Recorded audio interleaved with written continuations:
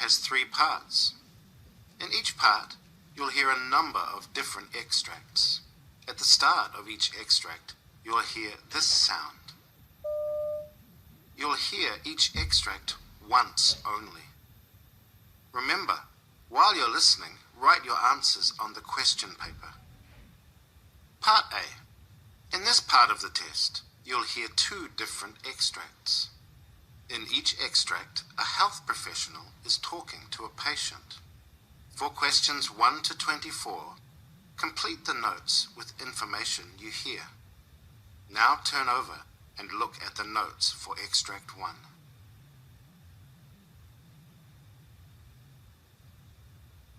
Extract 1, questions 1 to 12. You hear a GP talking to a patient called Daniel Anderson. For questions 1 to 12, complete the notes with a word or short phrase. You now have 30 seconds to look at the notes.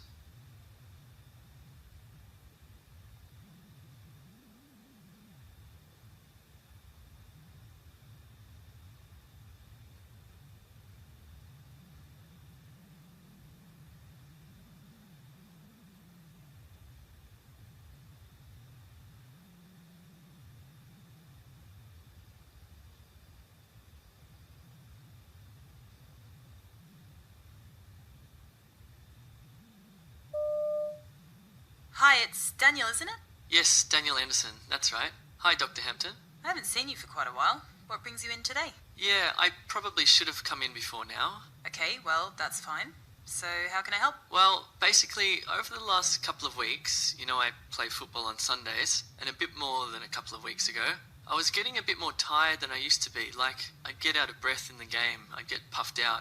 But more recently, it's been little things like walking up and down the stairs and stuff like that. That's got me a bit tired as well. So I was just wondering what's wrong with me, really? Okay. When did you first start feeling poorly? Can you remember? That's the thing. I had a cold, you see. Well, I thought it was a cold. I had a sore throat, and I was quite under the weather for that, but I've never really recovered since then. And how long ago was that? That'd be about a couple of months ago now. Couple of months. Did we see you with that? So I made an appointment on the phone, but I didn't come in the end. No, I didn't see you on the computer. So you just basically managed that yourself and, Yeah, I thought it was getting better, but it's never really... I suppose that's never really gone away entirely. So maybe it was something more than a cold. I don't know. Okay. What symptoms were you getting with that cold at the time? Bad sore throat. My glands felt quite big as well. So, I was just really tired, really, no energy. Were you short of breath at that time during the cold? Yes, but not as much now. That's why I've come in now, because it's gotten worse. It's got a bit more noticeable. But the cold symptoms have gone away now, pretty much. I still get a bit of a sore throat every now and again. Right, okay. When you're at rest, do you get short of breath? No. No. Okay. Ever had asthma? No, I've never had asthma or any sort of chest problems as far as I can remember. Nothing like that. And do you have a particular diet? Are you a vegetarian or anything? No, I'm not a vegetarian, but I hardly eat any meat either. I eat a lot of fried rice and instant noodles from the university cafeteria. The food's quite cheap. I know I should eat fruit and vegetables, but I'm a student. I suppose my diet is terrible, if I think about it. Some days, all I'd have is instant noodles and some hot chips and the usual 4 or 5 cups of coffee. You drink a lot of coffee then? Yeah, it keeps me going with all the assignments and things. Okay. Have you noticed any problems with abdominal pain or indigestion? No, nothing severe, no. Nothing severe? Have you had some from time to time? No, not really. Well, I've had some mild discomfort occasionally, but that could just be indigestion, I suppose. I don't know, it's something I've had on and off for years, really. It's nothing new. It's nothing new, okay. Any nausea or vomiting with this? No. What about your bowels? Have they been working normally?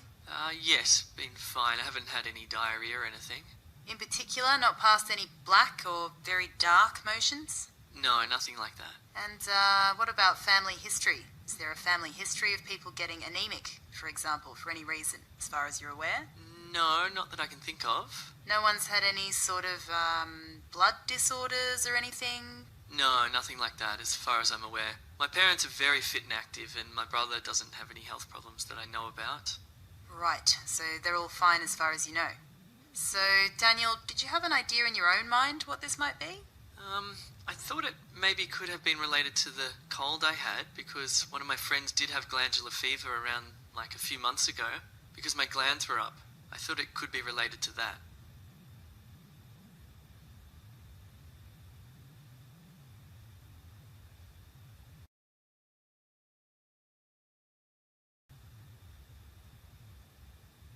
You hear a GP talking to a patient called Mrs. Wright. For questions 13 to 24, complete the notes with a word or short phrase. You now have 30 seconds to look at the notes.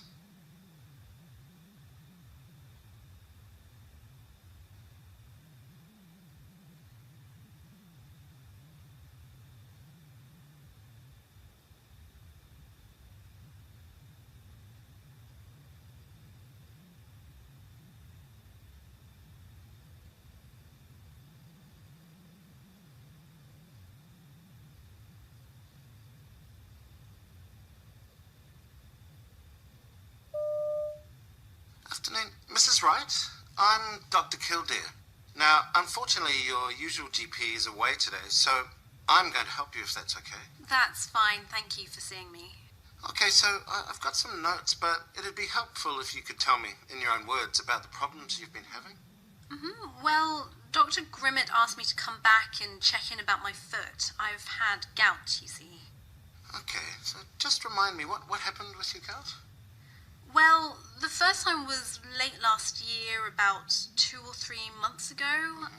Dr. Grimmett had to treat me at home. It was pretty bad. I could hardly walk. We used steroids at the end to get a hold of it. I had the prednisone tablets, 30 milligrams for 5 days. Right. All the blood tests showed that I had the tendency to gout from crystals, so Dr. Grimmett gave me the allopurinol, trying to calm that down longer term. The doctor said to contact the clinic if it got worse, or come back around now just to check in. Right. So we haven't seen you. Is that a good sign? Well, I had, it was a good job I had the repeat prescription for steroids, because just after Christmas I had a bit of a flare-up again. I suppose I was eating a bit too much rich food and probably had more to drink than normal, but I have been watching it a bit. The doctor recommended I drink more water. He said 8 glasses, a couple of litres. And I've been trying, but it's a lot, you know, and I'm busy, so I don't think I drink more than 6 glasses through the day. But it's definitely more than before. Right. Well, that's really good to hear. Water can definitely help, so it's great that you're keeping that up. Sorry, do you mind just describing where the swelling was when you had it? Yeah, sure. Well, both times it started down the side, kind of at the base of the second toe on my left foot, there. And then the whole foot swelled up across my smaller toes to the outside of my foot. Ah, I see. And both times I started getting a lot of pain, and it was all kind of spreading down from that area, and it went across the toes and started swelling up quite badly, really hot and inflamed. But it never goes to the big toe. So the second time, it never swelled up quite as bad as it did before, but I think I caught it in time when I went and got the steroid tablets from the chemist. Ah, good. So how long did it take to settle down once you started the tablets? It was a lot better than last time. I went straight back down within a week, so it was a lot better. Right, and when it settled down completely, is it back to normal? No, it's never been back to normal. I still have pain on that second toe where it always was right from the start, and I've still got it now. Right, and how are you getting on with the allopurinol? Yes, it seems to be better. I don't have any problems with it. I'm taking them okay, but like I say, that second toe is still giving me a little bit of a problem. I see. At the time, the doctor actually wondered if it might be a stress fracture, but I had a foot x-ray and that was clear. But I just think it's a bit unusual that it's still sore, and at the same time, everything points to gout, and the blood test confirmed that was the most likely thing. But that toe, it isn't the usual joint, as you know, for gout. It's usually the big joint, isn't it? Yes, that's right. The big toe is typical. But when I had the flare-up, the steroids really helped quite quickly. I stopped taking painkillers after 2 days at most. I feel like it's less severe and we've got a hold of it better. So I guess that means the allopurinol is helping, right? Yes, I think so. So I'm still quite keen to carry on with that tack.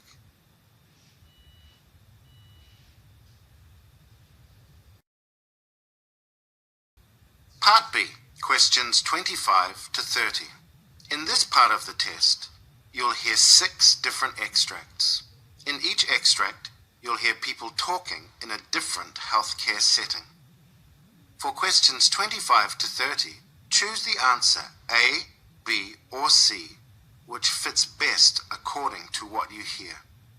Now look at question 25. You hear a nurse in the emergency department discussing the care of a patient with a doctor. Now read the question.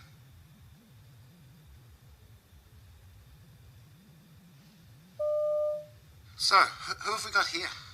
This is Adam King. He was brought in with a dislocated shoulder. He has Marfan syndrome, so we've seen him before with this. Last time he was here, the shoulder popped back in while we were putting his arm in a sling, and he was able to put it back in himself just by relaxing his muscles, but he's in quite a bit of pain right now, so he's having trouble calming down and getting those muscles relaxed. Right, I see. So, do you want to start with some nitrous and some pain relief? Yes, I think that's best. Just until he calms down.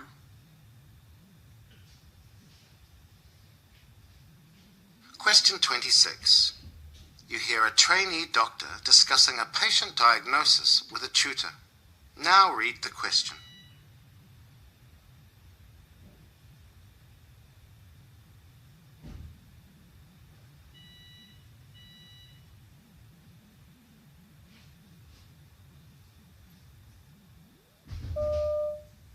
Let's have a quick chat about the diagnosis for Janine in Ward 2.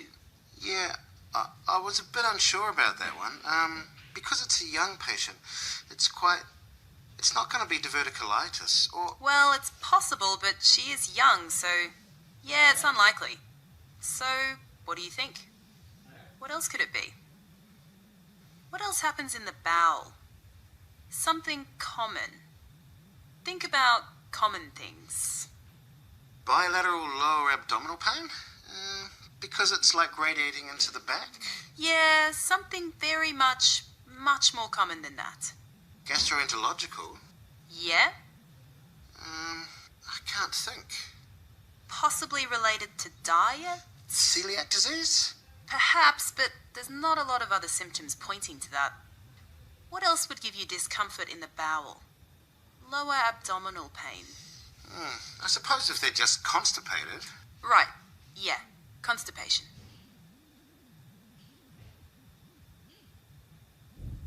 Question 27. You hear a hospital nurse briefing a colleague about a patient recovering from elective surgery. Now read the question.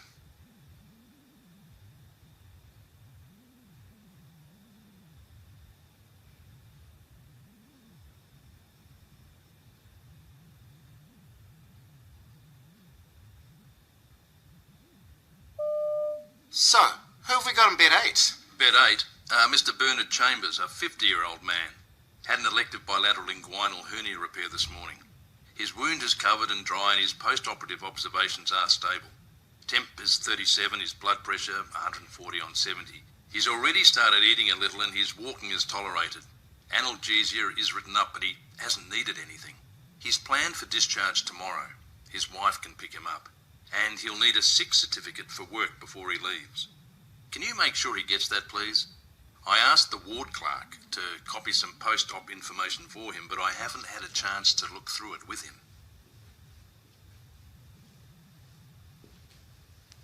Question 28. You hear 2 hospital managers talking about an information session for people who want to do voluntary work. Now read the question.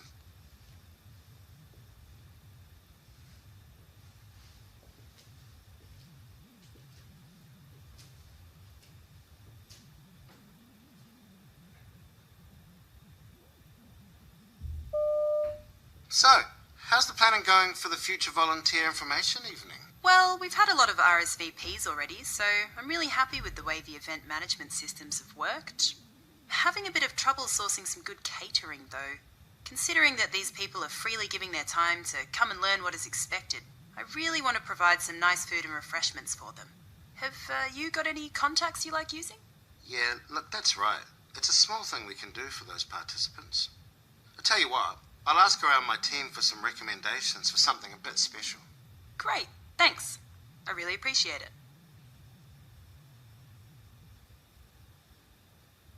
You hear a pharmacist talking to a doctor about a patient's medication. Now read the question.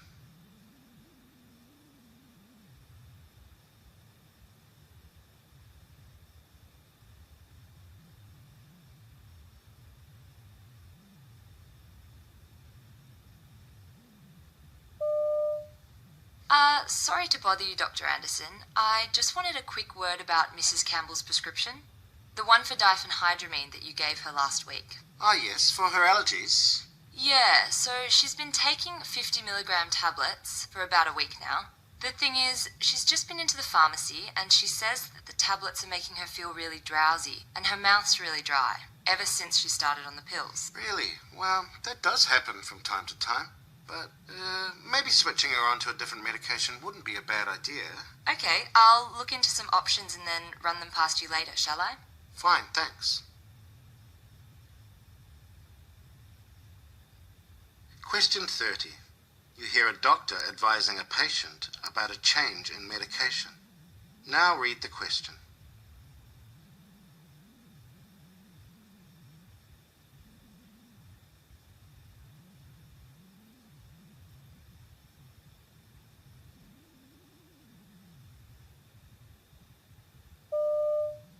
Now, the good news is that I don't think that antibiotics are going to help, so we don't need to think about those. And what I'll be advising actually is, from now, I'll be advising to start with a daily antihistamine. It's called cyterizine. I'll write that down for you because it is cheaper to buy than it is on prescription. And it probably is the number one choice for... I hope you don't mind this bit of scrappy paper. That's okay, here. that's okay. The number one choice for hay fever at this stage. This is 1 tablet a day. Now, for most people, it's absolutely fine. One person in about 100 gets a bit drowsy with this, so if you find when you've taken this that you get drowsy, then it could be this, and we maybe need to think of other options, and we'll come back to talk about that.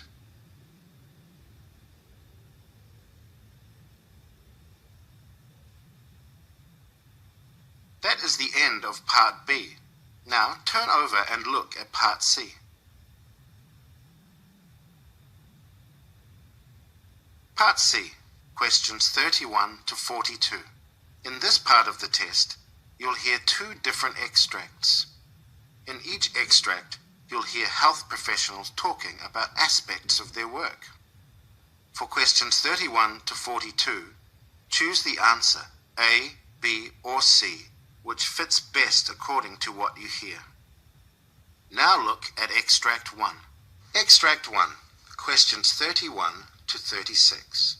You hear an interview with Dr. Christine Erickson, who's talking about her research supporting non-fasting lipid blood tests for cholesterol. You now have 90 seconds to read questions 31 to 36.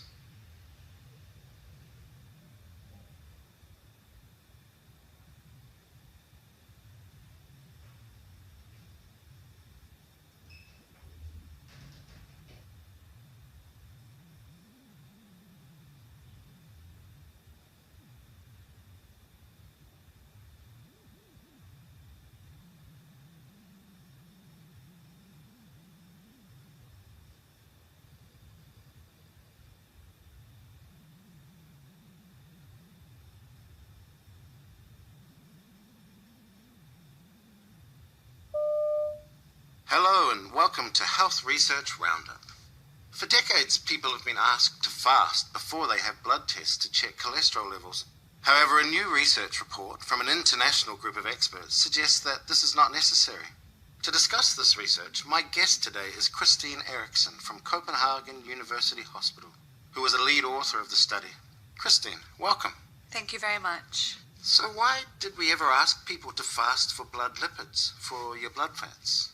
Well, if you ask me, I don't really know, except for that's what we've been doing for so many years. I really tried to read the literature and find some very scientific evidence supporting that it is superior to just taking a random non-fasting blood sample as we do now. And I had problems finding the evidence. There's a lot of arguments people put forward for why you should use fasting versus non-fasting, but really solid evidence that is better, I can't find it. So was this a tradition rather than science? I think so, yes. I mean, you can ask me why did it start? I think that some of the early studies, the original publications way back, said that they used fasting samples and therefore everybody thought you had to do that without really thinking why.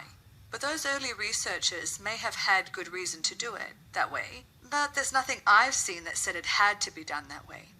And there's all this evidence now from Canada and the US, 2 excellent studies, one in children and one in adults. And then we have a lot of studies from Copenhagen, and they all show that when you just look at people that eat and drink whatever they usually do, and you take a lipid panel, cholesterol, triglycerides, a very common fat in the blood, then they don't really change very much in response to when you have been eating. So there is a difference? Yeah, the difference is in millimoles per litre. So it goes up by about 0.3 millimoles per litre. However, in clinical practice, when you look at triglycerides, you're interested in whether it increases 1 or 2 millimoles, not 0.3 millimoles. So that's what's clinically relevant. And even with a bad form of cholesterol, that's not going to make the difference between whether or not they put you on medication? Yeah, that's right. We provide data in this report where we did direct measurement and after fasting and in about 6,000 people, and the correlation between the two methods was, I can't see the difference. It looks exactly the same.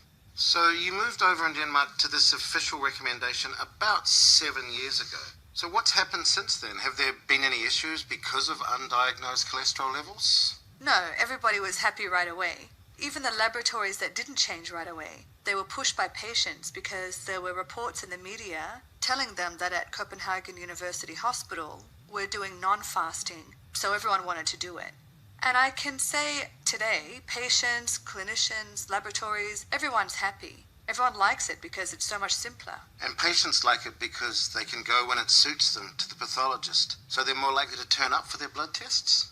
Yes, of course. I don't have fantastic good numbers for you, but certainly you hear from so many colleagues that people don't go to have their lipid test because it's so complicated to fast. And then they have to go to work, to have an important meeting, and they can't do this in the morning. But now, doing a random non-fasting, you can come whenever it suits you. And very briefly, is there any circumstance where you should have a fasting blood fat level done? Well, this recommendation, it's 21 world experts, many from Europe, the US, and one from Australia also.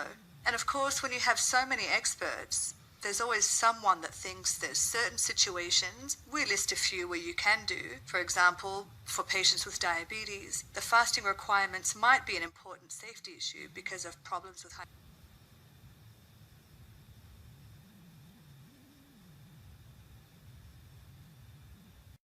researcher called Dr. Milan Petricevic is talking about the relationship between new technology and medicine in the future. You now have 90 seconds to read questions 37 to 42.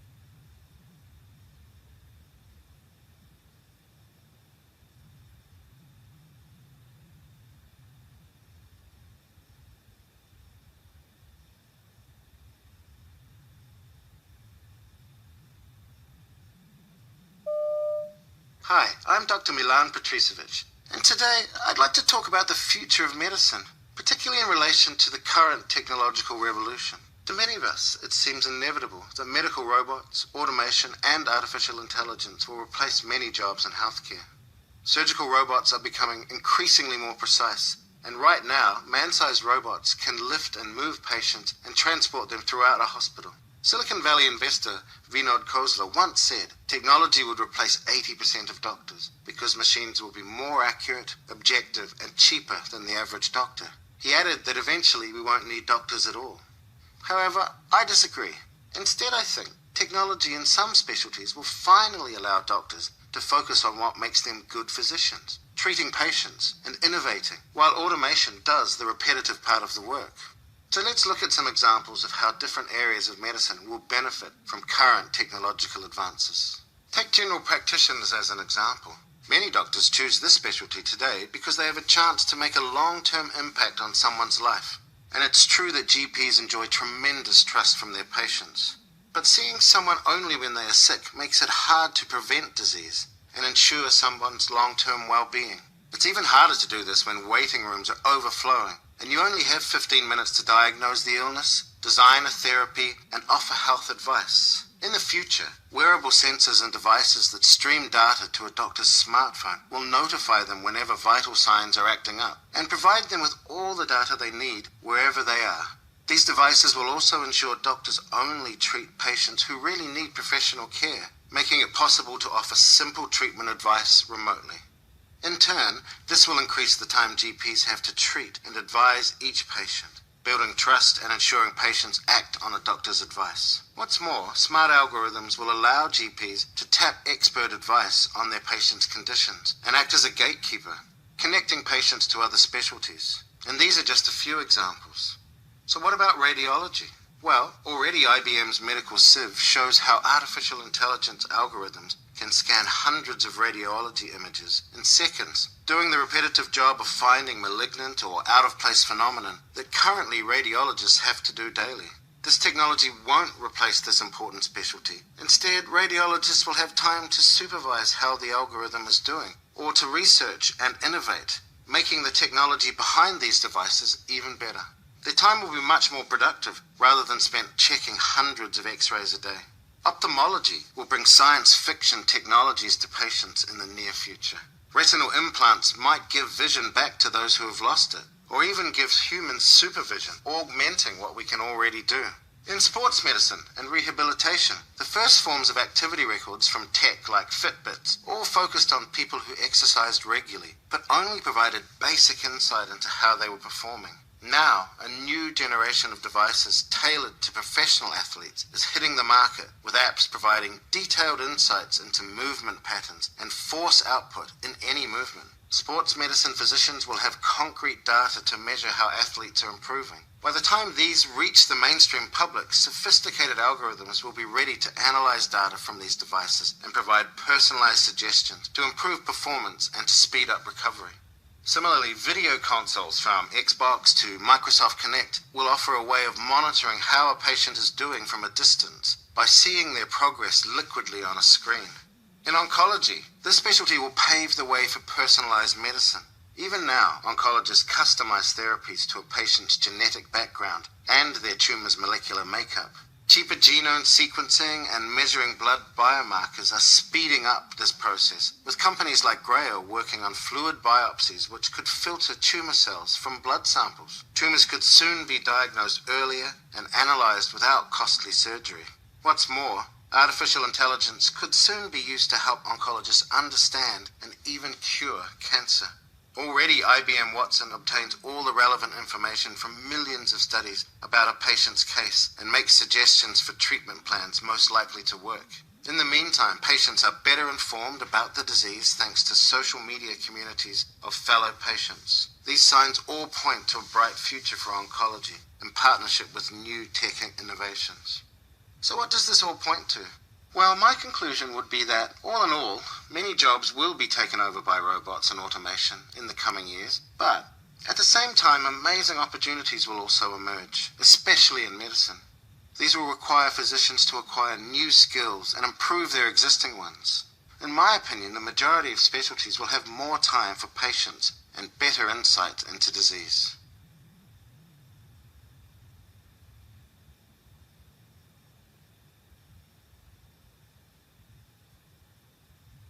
That is the end of Part C.